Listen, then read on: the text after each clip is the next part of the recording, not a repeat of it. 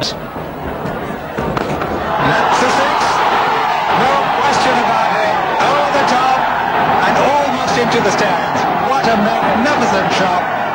Six all the way. ये कहानी है उस दौर की जब लगभग हर मैच में भारत को पाकिस्तान के हाथों शर्मनाक हार का सामना करना पड़ता था। सन 1986 से लेकर सन 1998 तक भारत और पाकिस्तान के बीच जितने भी सीरीज खेले गए, भारत बुरी तरह हारा। चाहे वो 1986 का एशिया कप हो, जब पाकिस्तान को आखिरी गेंद पर जीत के लिए 4 रन चाहिए थे और जावेद मियांदाद ने आखिरी गेंद पर छक्का लगाकर भारत के जबड़े से जीत को छीन लिया था, या फिर सन 1994 का वो मैच जिसमें भारतीय टीम को पाकिस्तान के हाथों 39 रनों से शर्मनाक हार का सामना करना पड़ा था। साल बीत रहे थे और दिन गुजर रहे थे, कभी बांग्लादेश में, कभी इंग्लैंड में, तो कभी भारतीय सरजमी पर भारतीय टीम पाकिस्तान के हाथों लगातार सीरीज पर सीरीज और मुकाबले हार कर अपने अस्तित्व के लिए संघर्ष कर रही थी। इमरान खान, जावेद मियांदाद, राशिद लतीफ, सईद अनवर और इंजमामुल हक, ये वो पाकिस्तानी नाम थे जिनके पराक्रम के आगे भारतीय टीम लगातार बड़े मुकाबले हार रही थी। तारीख थी 1 जनवरी 1998, एक ऐतिहासिक दिन जिस दिन भारत और पाकिस्तान के बीच बांग्लादेशी सरजमी पर सिल्वर जुबली कप का फाइनल खेला जाना तय हुआ। हजारों दर्शकों से भरा ढाका का ये क्रिकेट स्टेडियम, और किसे पता था कि आज यहाँ कुछ ऐसा होने वाला है जिसका गवाह इतिहास होगा, जिसे लोग सदियों तक नहीं भूल पाएंगे। और इस मैच में सौरव गांगुली ने कुछ ऐसा कर डाला था जिसे याद कर आज भी पाकिस्तानी खून के आंसू रोते हैं। इसलिए इस मैच को पूरा जरूर देखना, क्योंकि इस जैसा रोमांचक मैच भारत और पाकिस्तान के बीच कभी नहीं हुआ।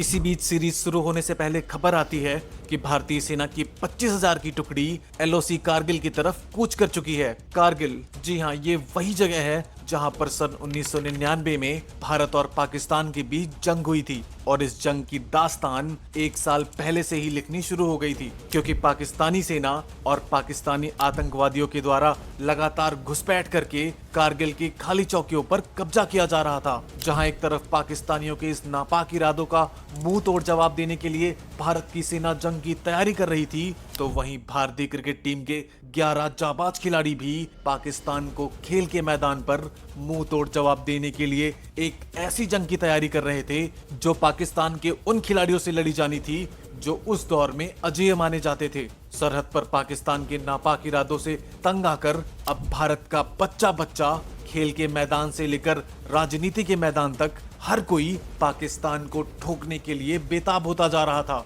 और ऐसे में जब सिल्वर जुबली कप का आयोजन हुआ, तब एक तरफ जहां भारतीय फौज कारगिल पर पाकिस्तानी घुसपैठियों को मुंह तोड़ जवाब देने के लिए रवाना हो रही थी, तो वहीं दूसरी तरफ भारतीय टीम भी पाकिस्तान से क्रिकेट के मैदान पर होने वाले जंग में पाकिस्तान को मुंह तोड़ जवाब देने के लिए रवाना हो रही थी। तब भारत में तत्कालीन प्रधानमंत्री अटल बिहारी वाजपेयी भारतीय सेना और भारतीय क्रिकेट टीम के 15 जाबाज खिलाड़ियों को ये साफ तौर पर संदेश दे चुके थे कि चाहे जो हो जाए, अब घर में घुस के मारने का वक्त आ गया है, क्योंकि ये एक नया हिंदुस्तान है। इसी बीच भारतीय क्रिकेट टीम पहुंचती है बांग्लादेश की सरजमी पर और सिल्वर जुबली कप की शुरुआत होती है। लेकिन अपने मन में पाकिस्तानी क्रिकेट टीम को क्रिकेट की जंग में धूल चटाने की मंशा लेकर बांग्लादेश पहुंचने वाली भारतीय टीम की सोच पर पलटवार करते हुए पाकिस्तान ने भारत और पाकिस्तान के बीच खेले गए सीरीज के पहले 3 मुकाबलों में भारतीय टीम को 2 मुकाबलों में वो घाव दिया जो आसानी से भरने वाला नहीं था। और सबसे शर्मनाक हार थी ढाका की वो हार जिसमें भारतीय टीम पाकिस्तान के सामने 50 ओवरों में महज 189 रनों पर ही ऑल आउट हो जाती है। और पाकिस्तान ने भारतीय टीम से मिले इस 189 रन के लक्ष्य को महज 30 ओवर में ही हासिल करके भारतीय टीम के जीत के सपने पर दर्दनाक प्रहार किया। पाकिस्तान से मिली ये हार इतनी दर्दनाक थी कि भारतीय टीम के साथ साथ पूरा देश उस रात सो न सका। भारतीय टीम के शर्मनाक हार की वजह थी भारतीय टीम की बल्लेबाजी। भारतीय टीम के बल्लेबाजों में सिर्फ सचिन तेंदुलकर और मोहम्मद अजहरुद्दीन को छोड़कर कोई भी भारतीय बल्लेबाज पाकिस्तानी गेंदबाजों की रफ्तार के सामने इस सीरीज में नहीं टिक पा रहा था। भारतीय टीम के बल्लेबाजों में सिर्फ सचिन तेंदुलकर और मोहम्मद अजहरुद्दीन ही थे जो पाकिस्तान के घातक गेंदबाजों के सामने भारतीय टीम के मान सम्मान और स्वाभिमान की रक्षा कर रहे थे। भारतीय टीम की ओपनिंग जोड़ी में भारत की सबसे कमजोर कड़ी थी भारतीय टीम के दादा यानी सौरव गांगुली। और सौरव गांगुली ने अभी तक इस सीरीज के 4 मुकाबलों में, जिसमें एक मुकाबला बांग्लादेश से भी खेला गया था, इन सभी चारों मुकाबलों में सौरव गांगुली के बल्ले से सिर्फ 46 रनों की ही पारी आई थी, जिसमें इनका उच्चतम स्कोर था 26 रन, वो भी 43 गेंदों पर। 4 मैच और इन चारों मैचों में मिलाकर महज 46 रन। सौरव गांगुली के ये वही आंकड़े थे जो भारतीय टीम की हार की वजह बन रहे थे। ऐसे में जब इस सिल्वर जुबली कप का फाइनल मुकाबला 18 जनवरी को खेला जाना था तो पूरे देश से बस एक ही आवाज आ रही थी कि सौरव गांगुली को फाइनल मुकाबले में भारत की टीम से बाहर किया जाए, क्योंकि सौरव गांगुली की कमजोर बल्लेबाजी ही भारतीय टीम की हार की वजह बन रही थी। भारतीय क्रिकेट बोर्ड और भारतीय चयनकर्ता लगातार भारतीय टीम के कप्तान मोहम्मद अजहरुद्दीन पर दबाव बना रहे थे कि भारत और पाकिस्तान के बीच सिल्वर जुबली कप के फाइनल में गांगुली को भारत की प्लेइंग 11 से बाहर रखें। लेकिन भारतीय टीम के कप्तान मोहम्मद अजहरुद्दीन को भरोसा था सौरव गांगुली पर, भरोसा था उस दादा पर जिन्होंने अपने डेब्यू मैच में ही इंग्लैंड की सरजमी पर लगातार 2 शतक जड़कर अंग्रेजों को उन्हीं की सरजमी पर खून के आंसू रुलाए थे। उनको भरोसा था उस सौरव गांगुली पर जिसकी एक हुंकार ही विरोधी गेंदबाजों के हौसले तोड़ जाती थी। और इसी भरोसे के चलते भारतीय टीम के कप्तान मोहम्मद अजहरुद्दीन ने पाकिस्तान के खिलाफ सिल्वर जुबली कप के फाइनल मुकाबले में गांगुली पर एक बार फिर से भरोसा जताया। इसी बीच लगातार भारतीय टीम की दर्दनाक हार और पाकिस्तान की भीषण जीत के बाद पाकिस्तान के तत्कालीन सेना प्रमुख जनरल परवेज मुशर्रफ का एक बयान भारतीयों के जले पर नमक का काम कर रहा था। परवेज मुशर्रफ ने पाकिस्तान की जीत पर भारतीयों के जले पर नमक छिड़कते हुए बयान जारी करते हुए कहा कि भारत के स्कूलों में एक पूरा लेसन होना चाहिए कि हमेशा भारतीयों को जंग के मैदान से लेकर क्रिकेट के मैदान तक हर जगह पाकिस्तान से मुंह की खानी पड़ी है। और ये सुनते ही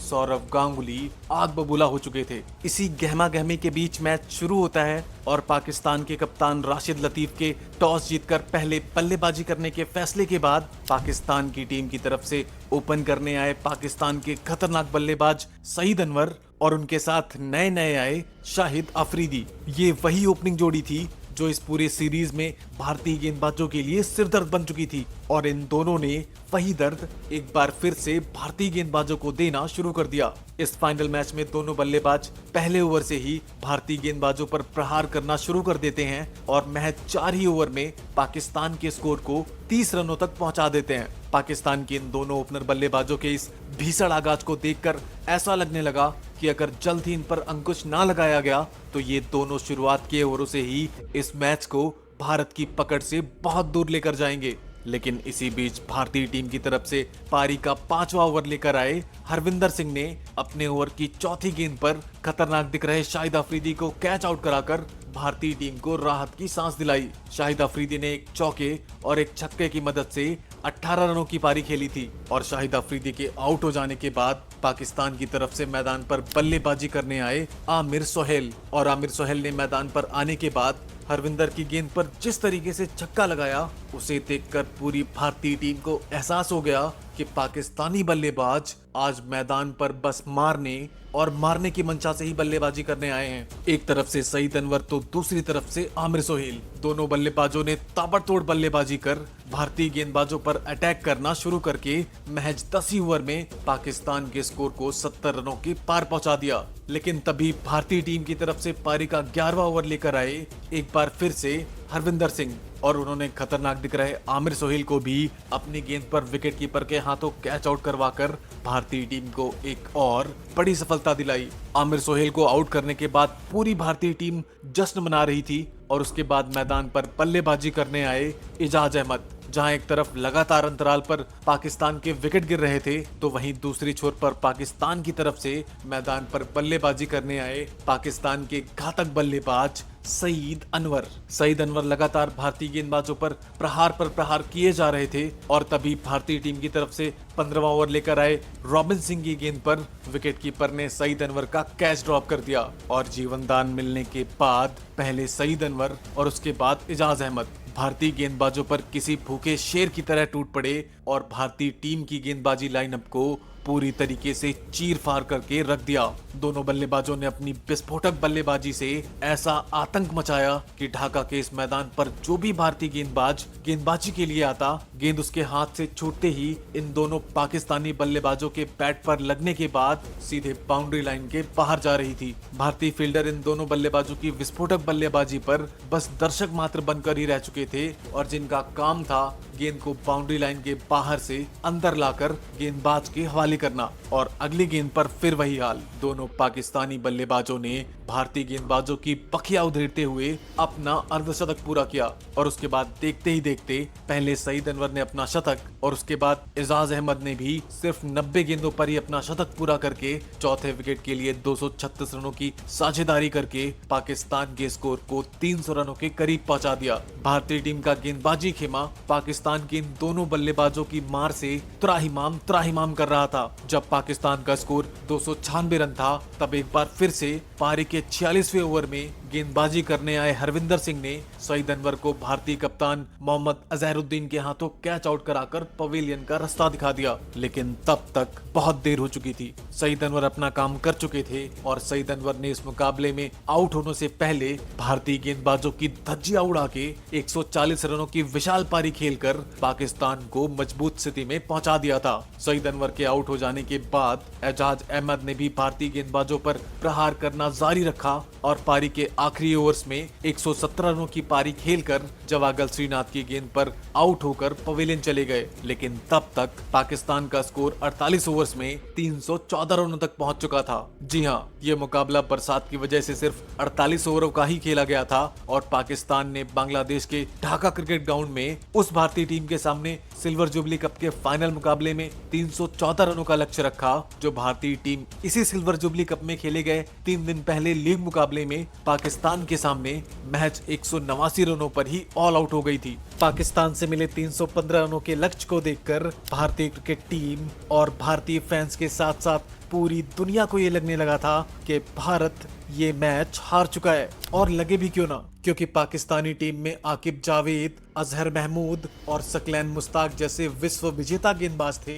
जिनके सामने बल्लेबाजी करने के दौरान ऑस्ट्रेलिया, इंग्लैंड और उस दौर की सबसे खतरनाक टीम वेस्ट इंडीज के बल्लेबाजों के भी पैर कांपते थे। और ऐसे खतरनाक तेज गेंदबाजों के सामने भारतीय टीम के बल्लेबाज भला कितनी देर तक टिक पाते। पाकिस्तान टीम ने अपने क्रिकेट इतिहास का सबसे बड़ा लक्ष्य भारतीय टीम के सामने रख दिया था और ऐसे में भारतीय क्रिकेट फैंस को बस 2 ही खिलाड़ियों से उम्मीद थी, जिनमें पहला नाम था भारतीय टीम के कप्तान मोहम्मद अजहरुद्दीन, तो वहीं दूसरा नाम था क्रिकेट के भगवान कहे जाने वाले सचिन तेंदुलकर। ऐसे में जब भारतीय टीम के बल्लेबाजी करने की बारी आई तो सब यही उम्मीद लगा रहे थे कि आज शायद सचिन तेंदुलकर के साथ ओपन करने भारतीय टीम के कप्तान मोहम्मद अजहरुद्दीन आए, क्योंकि सौरव गांगुली जो भारत के नियमित ओपनर थे वो इस पूरी सीरीज में पूरी तरीके से फ्लॉप थे। लेकिन भारतीय टीम के कप्तान मोहम्मद अजहरुद्दीन ने एक बार फिर से सौरव गांगुली पर भरोसा जताया और उन्हें सचिन तेंदुलकर के साथ ओपन करने की जिम्मेदारी दी। लेकिन जब फैंस ने देखा कि इस फाइनल मुकाबले में फिर से फ्लॉप सौरव गांगुली सचिन के साथ मैदान पर बल्लेबाजी करने जा रहे थे, तो भारतीय क्रिकेट फैंस का गुस्सा सौरव गांगुली के साथ साथ भारतीय कप्तान मोहम्मद अजहरुद्दीन पर भी फूट पड़ा और फैंस जो ढाका के इस मैदान पर हिंदुस्तान और पाकिस्तान का मुकाबला देखने आए थे, वो सौरव गांगुली को ओपन करने जाता देख गुस्से से बेकाबू हो गए और खाली बोतलों को मैदान पर फेंककर सौरव गांगुली के साथ साथ पूरी भारतीय टीम का विरोध करने लगे। अपने ही फैंस के इस तिरस्कार से सौरव गांगुली का दिल अंदर ही अंदर टूट रहा था और ऐसी स्थिति में दादा ने सोच लिया कि आज या तो बांग्लादेश के इस ढाका क्रिकेट स्टेडियम में इन पाकिस्तानियों के सामने अपनी बल्लेबाजी से भारत की जीत की दास्तान लिखूंगा या फिर इस क्रिकेट स्टेडियम में दफन हो जाऊंगा। सचिन तेंदुलकर के साथ सौरव गांगुली को ओपन करने आता देख पूरी पाकिस्तान की टीम खुशी से झूम रही थी और पूरी पाकिस्तानी टीम ने बस एक ही प्लानिंग बनाई थी कि बस सचिन को आउट करो और सौरव गांगुली को जमकर बाउंसर मारो। बाउंसर से या तो सौरव गांगुली आउट होगा या फिर वो चोटिल होकर मैदान से बाहर चला जाएगा। और ये सच भी था, क्योंकि सौरव गांगुली तेज गेंदबाजी के सामने हमेशा संघर्ष करते थे। मुकाबला शुरू होता है और पाकिस्तान की तरफ से गेंदबाजी में पारी का आगाज करते हैं आकिब जावेद। और आकिब जावेद ने पाकिस्तानी टीम के द्वारा बनाई गई रणनीति के तहत सचिन तेंदुलकर और सौरव गांगुली पर अपनी घातक रफ्तार और कातिलाना बाउंसर से पहले ओवर से ही प्रहार करना शुरू कर दिया। पहले ही ओवर से पाकिस्तानी गेंदबाजों की कातिलाना आक्रमण से सचिन तेंदुलकर और सौरव गांगुली के साथ साथ भारतीय क्रिकेट फैंस में पाकिस्तान की इस घातक गेंदबाजी से दहशत का माहौल बन गया। पाकिस्तानी गेंदबाजों के इस कातिलाना प्रहार से सचिन तेंदुलकर और सौरव गांगुली के बल्ले से रन बनना तो दूर, पाकिस्तानी गेंदबाजों के सामने खड़ा हो पाना भी मुश्किल हो रहा था, जिसकी वजह से शुरुआत के 4 ओवर्स में सचिन तेंदुलकर और सौरव गांगुली के बल्ले से मिलकर महज 7 रन ही आए। पाकिस्तानी गेंदबाजों का आक्रमण ढाका के इस क्रिकेट ग्राउंड में आज तांडव मचा रहा था और इस तांडव का शिकार बन रहे थे सचिन तेंदुलकर और सौरव गांगुली। अब भला जिन पाकिस्तानी गेंदबाजों के सामने शुरुआत के 4 ओवर में महज 7 रन आए हो, उन्हीं गेंदबाजों के सामने 315 रनों का लक्ष्य भारतीय टीम कैसे हासिल कर पाती। ऐसे में पूरी दुनिया के साथ साथ पाकिस्तानी टीम को भी लगने लगा कि भारतीय टीम आज इस मुकाबले में 150 रन भी नहीं बना पाएगी। लेकिन पूरी दुनिया आज इस बात से अनजान थी कि आज इस मैदान पर सचिन तेंदुलकर और सौरव गांगुली के बल्ले से ऐसा तूफान आएगा जिसकी कल्पना ना तो पाकिस्तानी गेंदबाज कर रहे थे और ना ही भारतीय टीम का कोई खिलाड़ी कर रहा था। और इस तूफान का आगाज किया सबसे पहले सचिन तेंदुलकर ने। पाकिस्तान की तरफ से पारी का 5वां ओवर लेकर आए आकिब जावेद के ओवर की तीसरी गेंद पर चौका लगाकर। अब सचिन तेंदुलकर को रंग बदलते देख भारतीय टीम के दादा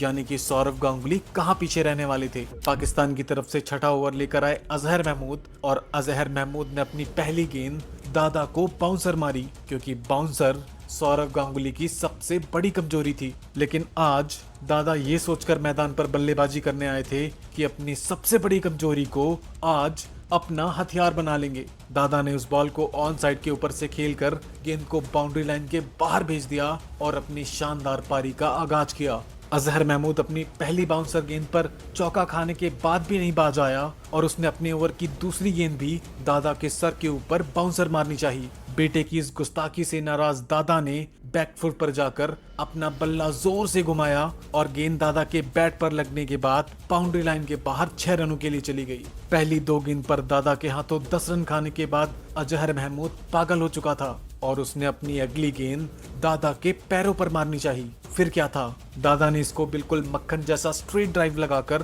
गेंद को बाउंड्री लाइन के बाहर भेजकर समूचे पाकिस्तान को एहसास दिला दिया कि आज तुम्हारा सामना एक ऐसे हिंदुस्तानी बंगाली शेर से हुआ है जो अपने शिकार को शुरुआत में मस्ती करने का टाइम देता है, लेकिन जब उसका टाइम पूरा हो जाता है तो फिर ये शेर उस शिकार के चीथड़े उड़ा देता है। सौरव गांगुली के बाद सचिन तेंदुलकर ने भी पाकिस्तान की तरफ से पारी का 7वां ओवर लेकर आए आकिब जावेद के ओवर में बैक टू बैक 4 चौके लगाकर उस भीषण रन चेस का भयानक आगाज कर दिया जिसकी कल्पना समूचे ब्रह्मांड में कोई नहीं कर रहा था। सौरव गांगुली और सचिन तेंदुलकर किसी भूखे शेर की तरह अपने शिकारी यानी पाकिस्तानी गेंदबाजों पर टूट पड़े। गांगुली और सचिन के इस भीषण प्रहार से पाकिस्तानी गेंदबाजों में हाहाकार मच चुका था और पाकिस्तान के कप्तान को समझ नहीं आ रहा था कि आखिर इन दोनों भारतीय शेरों के सामने किस गेंदबाज को गेंदबाजी के लिए लाया जाए। जिस भारतीय टीम का स्कोर 4 ओवर में महज 7 या 8 रन था, अब उस भारतीय टीम का स्कोर 7 ओवर की समाप्ति तक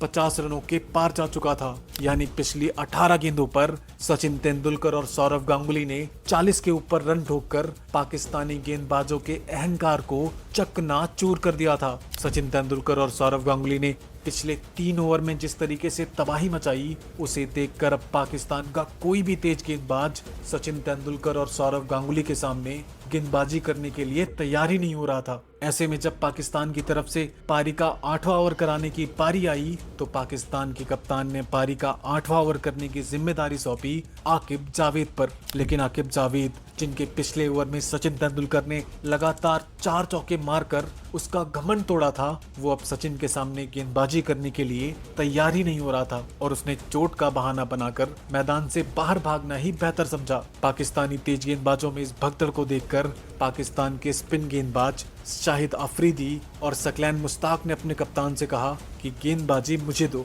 मैंने अपने क्रिकेट करियर में ना जाने कितने ऐसे सचिन और गांगुली को अपनी फिरकी में फंसाकर पवेलियन का रास्ता दिखाया है और अपने इसी अहंकार के साथ पाकिस्तान की तरफ से पारी का 8वां ओवर लेकर आया शाहिद अफरीदी। और अफरीदी की पहली और तीसरी गेंद पर सौरव गांगुली ने 2 चौके लगाने के साथ साथ कुल 13 रन कूटकर गांगुली ने शाहिद अफरीदी को बता दिया कि क्यों लोग सौरव गांगुली को बाप नहीं बल्कि दादा कहते हैं। लेकिन अब बारी थी सकलैन मुश्ताक की। पाकिस्तान की तरफ से पारी का 9वां ओवर लेकर आया सकलैन मुश्ताक और मुश्ताक की पहली ही गेंद पर सचिन तेंदुलकर ने कदमों का शानदार इस्तेमाल करके गेंद को मिड विकेट के ऊपर से बाउंड्री लाइन के बाहर 6 रनों के लिए भेजकर ये बता दिया कि सचिन किसी टुच्चे गेंदबाज को मारकर क्रिकेट का भगवान नहीं बना। सचिन ने जिस जिस को मारा वो सब महान थे और उन सब के सामने सकलैन की क्या ही औकात थी। लेकिन इसी बीच घटती है एक ऐसी घटना जिसने करोड़ों भारतीय फैंस का दिल तोड़कर रख दिया।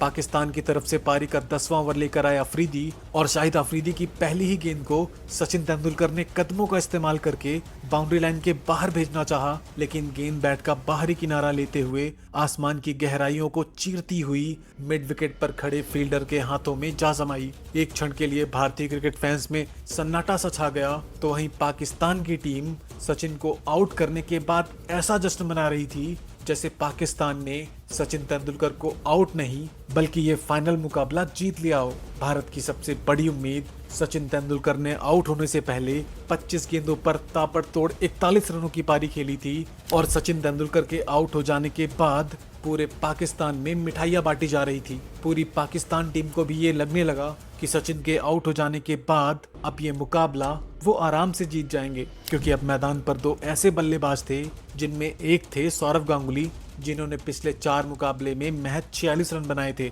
वहीं दूसरी तरफ थे रॉबिन सिंह जो इस पूरी सीरीज में बुरी तरीके से फ्लॉप चल रहे थे, जिनके बल्ले से पिछले 5 मुकाबले में महज 18 रन ही आए थे। जी हाँ, अब ऐसे में 2 फ्लॉप खिलाड़ी और उनका ये फ्लॉप प्रदर्शन, भला पाकिस्तान टीम के खतरनाक गेंदबाजों के सामने ये दोनों खिलाड़ी कितनी देर तक मैदान पर टिक पाएंगे। लेकिन ऐसा सोचने वालों की सोच पर पलटवार किया सबसे पहले सौरव गांगुली ने। सचिन को आउट करके जश्न मना रहे शाहिद अफरीदी के इस ओवर में लगातार 2 गगनचुंबी छक्के लगाकर दादा ने अफरीदी से सचिन तेंदुलकर के विकेट का बदला लेने के साथ साथ पूरी दुनिया को ये एहसास दिला दिया कि देश के लिए मर मिटने का जज्बा सिर्फ भारतीय सेना और सचिन तेंदुलकर के पास ही नहीं बल्कि इस बंगाली शेर के पास भी है। सचिन तेंदुलकर के आउट हो जाने के बाद सौरव गांगुली ने रॉबिन सिंह के साथ मिलकर करोड़ों हिंदुस्तानियों के मान सम्मान और जीत की उम्मीद अपने कंधों पर लेकर पाकिस्तानी गेंदबाजों पर प्रहार करना शुरू कर दिया और महज 11 ही ओवर में भारतीय टीम के स्कोर को 100 रनों के पार पहुंचा दिया। सौरव गांगुली द्वारा की गई खूंखार कुटाई के बाद शाहिद अफरीदी दादा को कहीं नजर नहीं आ रहा था, लेकिन दादा की नजरें सिर्फ और सिर्फ शाहिद अफरीदी को ढूंढ रही थी, क्योंकि दादा का बदला अभी पूरा नहीं हुआ था। और इसी बीच एक बार फिर से पाकिस्तान टीम की तरफ से पारी का 13वां ओवर लेकर आया शाहिद अफरीदी। अफरीदी को देखते ही दादा ने सोच लिया कि बेटा मेरा विकेट रहे या ना रहे, लेकिन आज तुझे मैं नहीं छोड़ने वाला। और शाहिद अफरीदी ने जैसे ही अपनी पहली गेंद डाली, उस पर दादा ने कदमों का इस्तेमाल करके ऐसा गगनचुंबी छक्का लगाया कि गेंद आसमान की ऊंचाइयों का घमंड तोड़ते हुए बाउंड्री लाइन के बाहर 6 रनों के लिए जा पहुंची। और इसी के साथ दादा ने महज 35 गेंदों पर अपना अर्धशतक पूरा किया, जिसमें दादा के बल्ले से 40 रन सिर्फ चौके और छक्के से आए थे। वो कहावत तो आप लोगों ने सुनी होगी ना कि खरबूजे को देखकर खरबूजा भी रंग बदलता है, और ऐसा ही कुछ हुआ रॉबिन सिंह के साथ। रॉबिन सिंह जो इस टूर्नामेंट में बुरी तरीके से फ्लॉप चल रहे थे, उन्होंने भी अपनी तरकस से शॉट निकालकर पाकिस्तानी गेंदबाजों पर आक्रमण करना प्रारंभ कर दिया। सौरव गांगुली और रॉबिन सिंह दोनों बल्लेबाजों ने पाकिस्तानी गेंदबाजों पर ऐसा आतंक मचाया कि स्टेडियम का कोना कोना दादा और रॉबिन सिंह की मार से कराह उठा। इस दौरान दादा और रॉबिन सिंह ने क्या सकलैन मुश्ताक, क्या शाहिद अफरीदी और क्या आकिब जावेद, जो कोई भी पाकिस्तानी गेंदबाज गेंदबाजी के लिए आता, दादा और रॉबिन सिंह उस पर किसी भूखे शेर की तरह ऐसा झपट्टा मारते कि मानो ये पाकिस्तानी गेंदबाज नहीं बल्कि भारतीय टीम के इन दोनों भूखे शेरों के सामने मेमना हो। रॉबिन सिंह और दादा दोनों बल्लेबाजों ने तूफानी बल्लेबाजी करते हुए भारतीय टीम का स्कोर 18 ओवरों में 160 रनों के करीब पहुंचा दिया। जहां भारतीय टीम का स्कोर 4 ओवर में महज 7 या 8 रन था, वहीं पिछले 14 ओवर्स में दादा, रॉबिन सिंह और सचिन तेंदुलकर ने मिलकर पाकिस्तानी गेंदबाजों की धज्जियां उड़ाते हुए 150 रनों के ऊपर जड़ दिए। इस दौरान रॉबिन सिंह ने भी पारी के 23वें ओवर में गेंदबाजी करने आए सकलैन मुश्ताक की गेंद पर गगनचुंबी छक्का लगाकर अपना अर्धशतक पूरा किया। अर्धशतक पूरा करने के बाद रॉबिन सिंह और सौरव गांगुली ने तेजी के साथ बल्लेबाजी करते हुए भारतीय टीम के स्कोर को 200 रनों के पार पहुंचा दिया। इसी बीच पाकिस्तानी टीम की तरफ से पारी का 33वां ओवर लेकर आया सकलैन मुश्ताक और मुश्ताक की गेंद पर दादा ने हल्के हाथों से खेलकर 1 रन लेकर अपना शतक पूरा किया। आज उसी सौरव गांगुली ने इस मुकाबले में शतक लगाकर भारतीय टीम की जीत की दास्तान लिख दी, जिस सौरव गांगुली को टीम से बाहर करने के लिए भारतीय चयनकर्ता और भारतीय क्रिकेट फैंस लगातार दबाव बना रहे थे और जिस दादा को ये तक नहीं पता था कि इस मुकाबले में वो भारतीय टीम की प्लेइंग 11 का हिस्सा होंगे या नहीं होंगे। सौरव गांगुली के शतक पूरा करने के बाद पाकिस्तान की तरफ से पारी का 35वां ओवर लेकर आए शाहिद अफरीदी और उनकी पहली गेंद पर रॉबिन सिंह ने कदमों का इस्तेमाल करके गेंद पर ऐसा प्रहार किया कि गेंद पाकिस्तानियों के घमंड को तोड़ते हुए सीमा रेखा के बाहर जा पहुंची। अफरीदी की पहली गेंद पर छक्का लगाने के बाद रॉबिन सिंह ने शाहिद अफरीदी की दूसरी गेंद पर भी ऐसा प्रहार किया कि गेंद पाकिस्तानी फील्डर्स का अभिमान तोड़ती हुई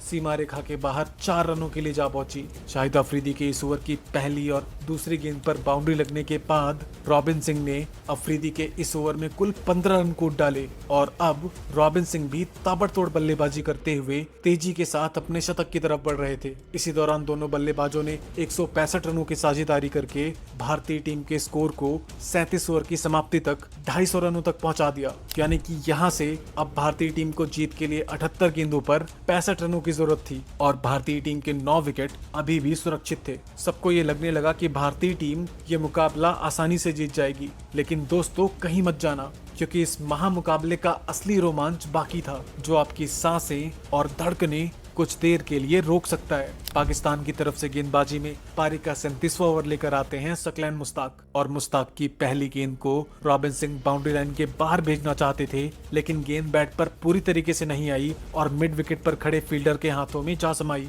और इस तरीके से रॉबिन सिंह की एक महान और विस्फोटक पारी का अंत हुआ। रॉबिन सिंह ने आउट होने से पहले 84 रनों की तेज तर्रार पारी खेली थी और रॉबिन सिंह के आउट हो जाने के बाद भारतीय टीम की तरफ से मैदान पर बल्लेबाजी करने आए भारतीय टीम के कप्तान मोहम्मद अजहरुद्दीन। अजहरुद्दीन एक ऐसे खिलाड़ी थे जो सिल्वर जुबली कप में काफी जबरदस्त फॉर्म में थे और उन्होंने भारतीय टीम की तरफ से इस पूरी सीरीज में सबसे ज्यादा रन बनाए थे। लेकिन अजहरुद्दीन जब पाकिस्तानी टीम के सामने मैदान पर बल्लेबाजी करने आए तो पहली ही गेंद पर वो असहज महसूस कर रहे थे। इस दौरान वो पहली गेंद पर रन आउट होते होते बचे, लेकिन जब भारतीय टीम का स्कोर 268 रन था तो इसी दौरान एक बार फिर से गेंदबाजी करने आए पाकिस्तान टीम के खतरनाक स्पिनर सकलैन मुश्ताक और मुश्ताक की गेंद पर भारतीय टीम के कप्तान मोहम्मद अजहरुद्दीन 4 रन बनाकर कैच आउट होकर पवेलियन चल दिए। अजहरुद्दीन के आउट हो जाने के बाद भारतीय टीम की तरफ से मैदान पर बल्लेबाजी करने आए अजय जडेजा। अब यहां से भारतीय टीम को जीतने के लिए